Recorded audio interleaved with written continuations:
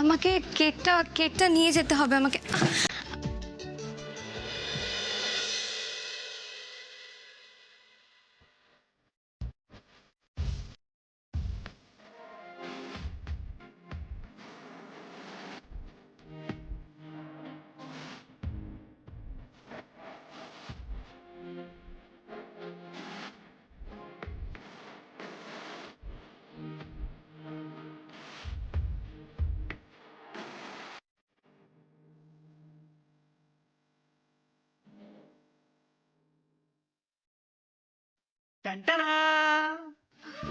ও লাড্ডুদা, তুমি চলে এসেছো? মানে এসে গেছি, কিন্তু একটু পরে এলে বোধহয় বেশি ভালো হতো। নে নে নে, তুমি খাবারগুলো আমাকে দাও, হ্যাঁ, আমি হ্যাঁ। আমি নিয়ে যাচ্ছি। আচ্ছা আচ্ছা আচ্ছা।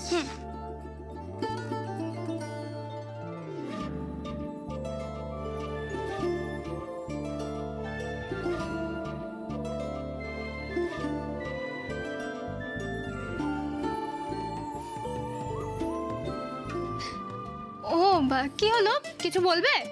হ্যাঁ ইয়ে বলবো মানে এই না না, স্কুটি, তোমার স্কুটিটা না দেখতে খুব ভালো। আচ্ছা ঠিক আছে, আমি স্কুটিকে বলে দেবো। হ্যাঁ হ্যাঁ হ্যাঁ, ইয়ে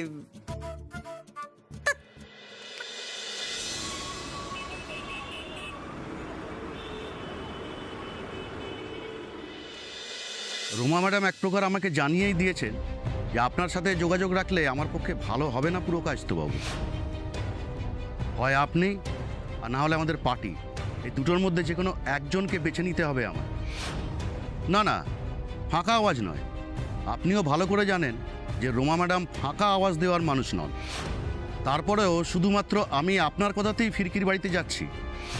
আশা করি আপনিও আমার ফায়দার ব্যাপারটা আপনার মাথায় রাখবেন। বলছি, ওরা অত বড় বাড়ির ছেলে মেয়ে, আজ এমন একটা দিনে এলো, এই সামান্য খাবার ওদের দেওয়াটা বোধহয় ঠিক হবে না। তুই বড় দোকান থেকে কিছু একটা আনিয়ে দে। ঠিক বলেছো মা, আমার তো মাথা থেকে কথাটা বেরিয়ে গেছিল। আচ্ছা তুমি দাঁড়াও, আমি গিয়ে লাড্ডুদাকে বল। হ্যাঁ হ্যাঁ হ্যাঁ, তাই বল তাই। সরি ভালো আন্টি, আমি যাওয়ার সময় তোমাদের কথা শুনে দাঁড়িয়ে গেলাম। না ওই আচ্ছা আসলে আমরা কি পর যে আমাদের জন্য এক্সট্রা খাবার আনতে যাচ্ছ? না বাবা, তোমরা সব আমরাও তোমাদের মতন সাধারণ মানুষ। আমি আসার পর থেকেই দেখছি আমাকে আর মধুজাকে তোমরা পরপর ভাবছো। এরম করলে কিন্তু আমি দুঃখ পাবো, বলে দিলাম। না বাবা, তোমাদের আমরা পর ভাবিনি, শুধু ভাবছি আমাদের সেই যোগ্যতা আছে কিনা। তুমি কষ্ট পেও না। তুমি যোগ্যতার কথা বলছো ভালো আন্টি? মায়ের সবচেয়ে বড় যোগ্যতা কি জানো? সে মা। আচ্ছা বলছি যে আমাদের জন্য এক্সট্রা কোনো খাবার আনতে হবে না, সবাই যা খাবে আমরাও তাই খাবো। নো এক্সট্রা অ্যারেঞ্জমেন্ট, ওকে? একদমই তাই, এন্ড দ্যাটস ফাইনাল। ভালো আন্টি, আমাকে প্লিজ খেয়ে দাও না, আমার বড্ড জোরে খিদে পেয়েছে। হ্যাঁ বাবা, তুমি এত বড় মুখ করে খেতে চাইলে আমি এক্ষুনি আনছি, এক্ষুনি আনছি। বলছি আমার আরো বড় করে খেতে পেয়েছে, তুমি তাড়াতাড়ি দাও খেতে। আরে তুমি আগে কেকটা তো শেষ করো। ওটা নিয়ে তুই একদম চিন্তা করবি না, আমার পেটের জন্য সব আলাদা আলাদা করে চেম্বার করা আছে। কি হলো, এত এত দেরি করছে কেন ছেলে মেয়েগুলো? রাত 8টা বেজে গেল, এখনো অবধি। এত রাত তো হওয়ার কথা নয়, কোন সকালবেলা বেরিয়েছে আমার ভগবান।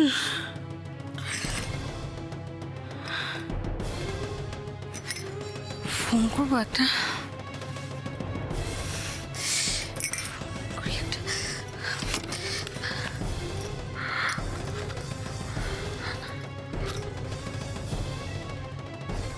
আরে ওরা বড় হয়েছে, ওদের একটু স্পেস প্রয়োজন, ওদের সব ব্যাপারে মাথা ঘামাতে নেই।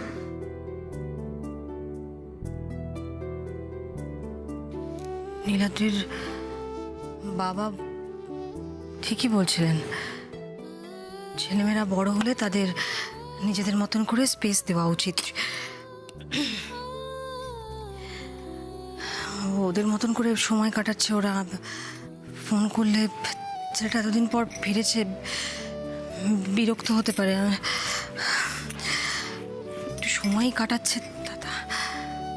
আমার এত টেনশন হচ্ছে কেন? আমি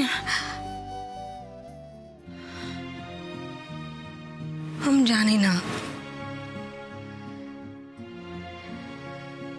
তুমি শুধু একটা জিনিস দেখো ঠাকুর, শুধু এইটুকু দয়া করো, আবার নতুন করে যেন কোনো অশান্তি না হয়।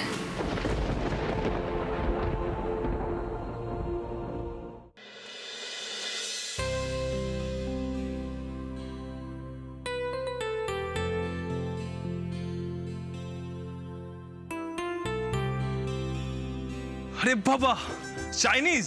আরে এটা তো আমার ফেভারিট। হ্যাঁ, খেয়ে না। আজ তো তার মানে দাদা ভাই রেডি। দাদা ভাই তো পুরো চাইনিজ পাগল। বিশ্বাস করো, চাইনিজ দেখলেই না আমার মনটা কি ভালো হয়ে যায়। ভালো আন্টি, তুমি আজকে আমাকে সারপ্রাইজ দিয়ে দিলে কিন্তু। তোমরা আজ এসেছো, এতেই আমি সব থেকে বেশি খুশি। আমার জন্মদিন পালন করাটা সার্থক হয়েছে, কি বল? কি বলেছি? তবে আজ আর একটা প্রমাণ পেলাম যে তোমাদের মন কত বড়। দেখ রানী, এ সামান্য আয়োজন অথচ ওরা কেমন ভাবে সব মানিয়ে নিল। আবার তুমি আমাদেরকে পর করে দিলে, তাই তো? না না, তুমি খাওয়া শুরু করো। মধুজা, খাওয়া তো শুরুই করনি, খাও। আচ্ছা ঠিক আছে, ব্যস্ত হইও না। খাও খাও, চলো খেয়ে নাও তুমি। আচ্ছা ঠিক আছে বাবা, খাচ্ছি। আরে আমার তো শেষ হয়ে গেল, তোমরা এখনো শুরু করতে পারো না? কি করছো? খাও।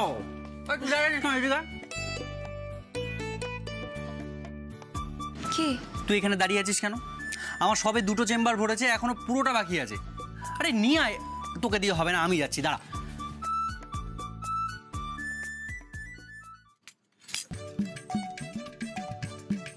দাঁড়াও,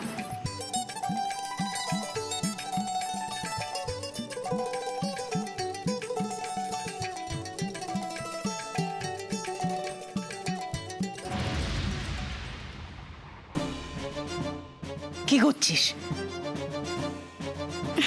কিছু না মা, আসলে ও তো এত বছর বিদেশে ছিল, ওর ঝাল খাওয়াটা হয়তো অভ্যেসে নেই। আর এটা তো ফুটপাতের খাবার, তো ওরা ঝালটা এমনিও একটু বেশি দিয়ে থাকে, তাই একটু চেখে দেখে নিচ্ছিলাম। তুমি খেতে পারো নীলাদ্রি, এটাতে কোনো ঝাল নেই।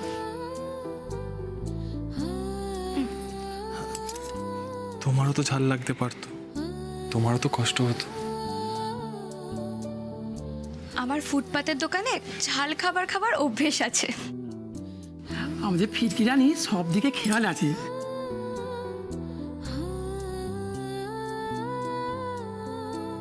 কি হলো, খাও। হ্যাঁ, খাচ্ছি।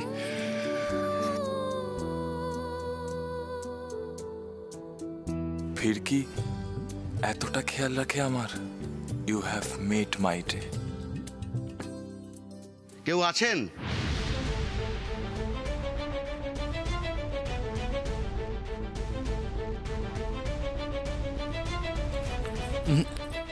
তুই দাঁড়া, আমি দেখছি। কে? কি চাই? এখন আবার কে এলো? কি চাই?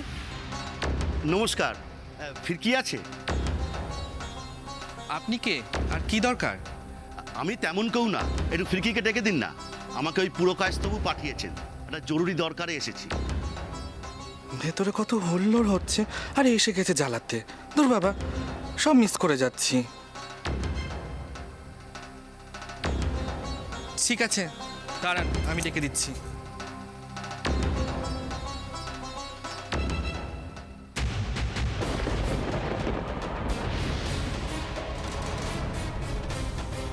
এ কি, মন্ত্রী ভাস্কর সিনহা রায়ের ছেলে নীলাদ্রি হিজড়ের বাড়িতে? আচ্ছা, এটা কোথা থেকে আনা হয়েছে? দারুণ টেস্টি কিন্তু। ওই তো মোড়ের মাথায় পল্টুদার দোকান থেকে। হ্যাঁ, কেমন বানিয়েছে বলো? আরে এটা হলো স্পেশাল আইটেম। তুমি যেটা খাচ্ছ না সেটা হলো চিলি চিকেন আর চাউমিন না, তুমি যেটা খাচ্ছ সেটা হলো চালু চাউ আর চিকেন চিল্লি। এই দুটো রেসিপি হলো পল্টুদার সব থেকে বেস্ট। মন্ত্রীর ছেলে ফুটপাতের চাউমিন খাচ্ছে, তাও হিজড়ের বাড়িতে। এই সুযোগ তো হাতছাড়া করা যাবে না।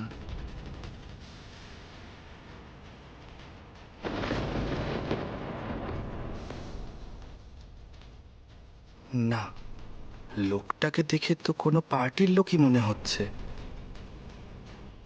এই মনে হয় সে যে কাল থেকে ফিরকির পেছনে পড়ে আছে। না, ফিরকির সাথে দেখা করানো যাবে না।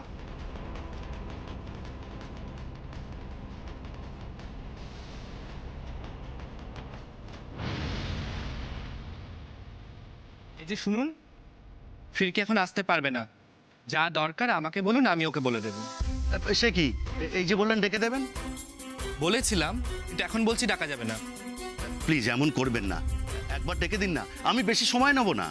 বলছি তো, বাড়িতে এখন লোকজন এসেছে, ফিরকি এখন আসতে পারবে না। ফিরকি না আসতে চায়, না আসুক। আমার তো আজ লটারি লেগে গেছে, এতেই আমার কাজ হয়ে যাবে। আচ্ছা ঠিক আছে, এক মিনিট। আপনি এই কার্ডটা ফিরকিকে দিয়ে দেবেন, বলবেন পুরকায়স্থবাবু দেখা করতে বলেছেন। ঠিক আছে, দিয়ে দেবো। আপনি এখন আসুন।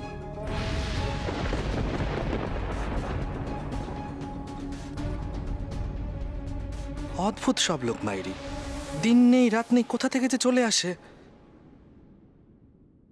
জানো তো ফিরকি, আজ না আমার ছোটবেলার কথা খুব মনে পড়ে গেল।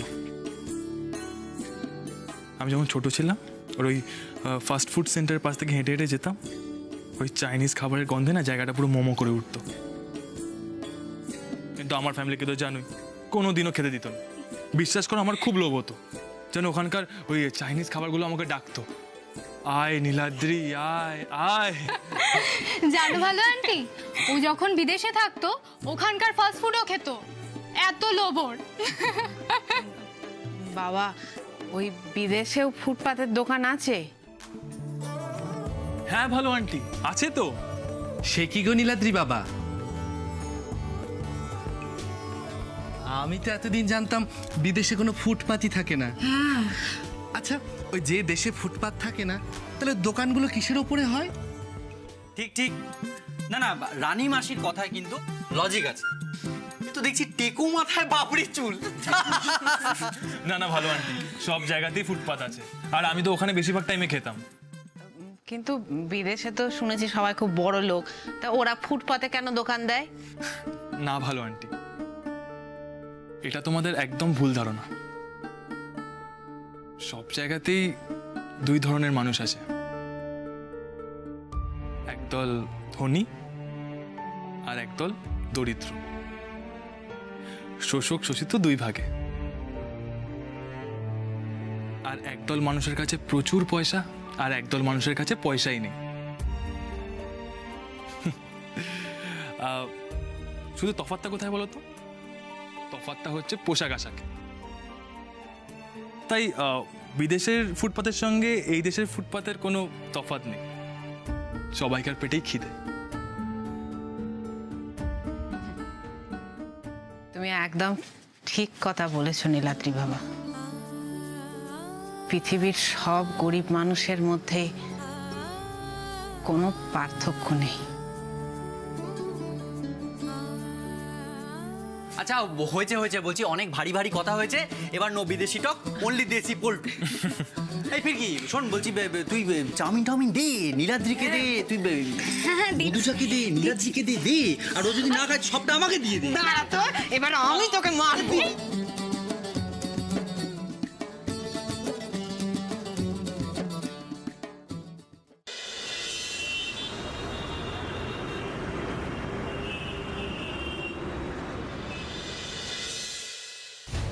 কি আপনি?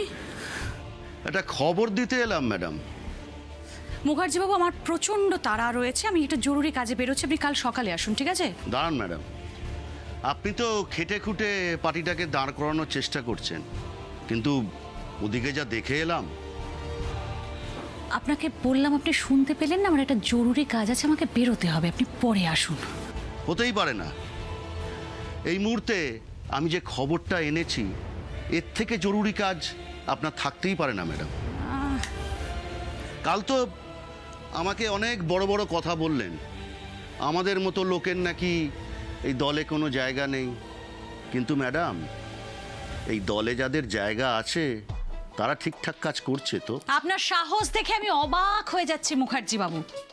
How dare you talk to me like that? আপনি জানেন আমার পজিশন, আমি চাইলে এই মুহূর্তে আপনার এগেনস্টে কি ভয়ঙ্কর স্টেপ নিতে পারি।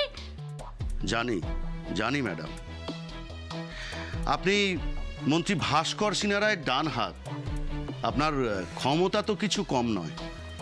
আর আর সেই জন্যই খবরটা আমি আপনাকেই দিতে এলাম।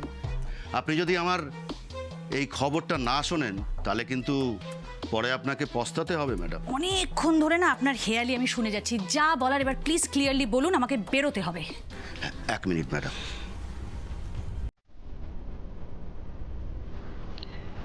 এইটা দেখুন।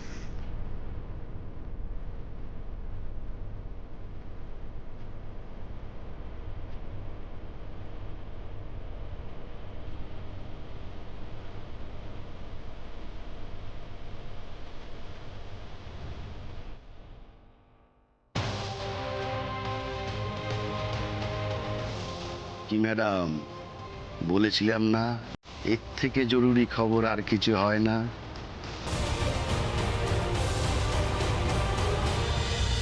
11টা বেজে গেল, ছেলের মেয়ে দুটো এখনো পর্যন্ত বাড়ি ফিরলো না। নীলাদ্রি একটা ফোন পর্যন্ত করতে পারে না আমায়। আর আমার অবস্থা দেখো, সংসারে একটা অচল পয়সার মতো টুং টুং টুং টুং করে গড়িয়ে যাচ্ছি, কেউ তো পাত্তাই দেয় না। এখন কেন? হ্যাঁ, এখন কেন? আমাকে তো খুব বড় বড় কথা বলো আমার ছেলে মেয়ে মানুষ করা নিয়ে। তোমার ছেলে মেয়ে কি মানুষ হয়েছে? না বলে কই বেরিয়ে চলে গেছে, ফেরার নামটি নেই। সত্যি দাদা ভাই, আজ আমি অনেকদিন পরে এত খুশি হয়েছি, দারুণ মজা হয়েছে। কি ব্যাপারটা কি তোমাদের? দুজনে মিলে সেই কোন সকালবেলা বেরিয়েছো, এখনো অবধি এত রাত্রির করে বাড়ি ফিরতে ফোন করে জানাতে পারো না সেটা? আরে মা, বলছি রিল্যাক্স রিল্যাক্স। কিন্তু তার আগে একটা কথা, আজ কিন্তু নো ডিনার, ওকে? হ্যাঁ মা, আমার পেটে তো জল খাওয়ার মতো জায়গা নেই। মানেটা কি? হ্যাঁ, বাড়িতে বলা নেই কওয়া নেই, দুই ভাই বোনে মিলে ওই রাত্রিরে ডিনার করে বাড়িতে চলে এলে। নীলাদ্রি, ড্যাড, তুমি এখনো শোওনি? না মানে তোমার তো সকাল সকাল শুয়ে পড়ার অভ্যেস, তাই।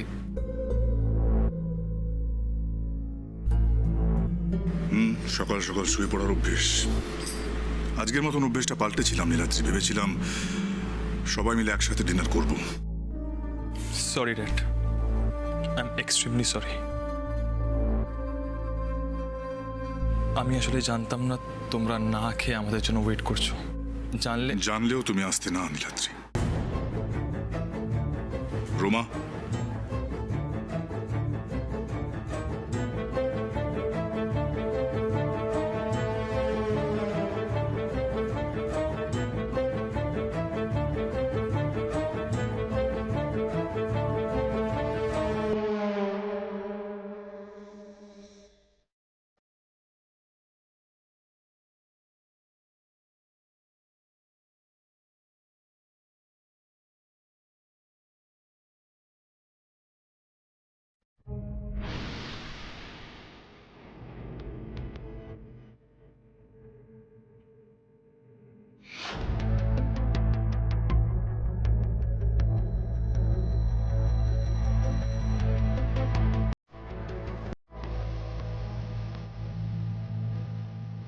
এটা কি দাদু ভাই?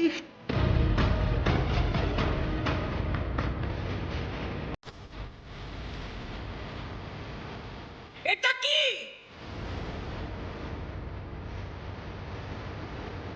হে ভগবান, আবার কোন ঝড় আসতে চলেছে?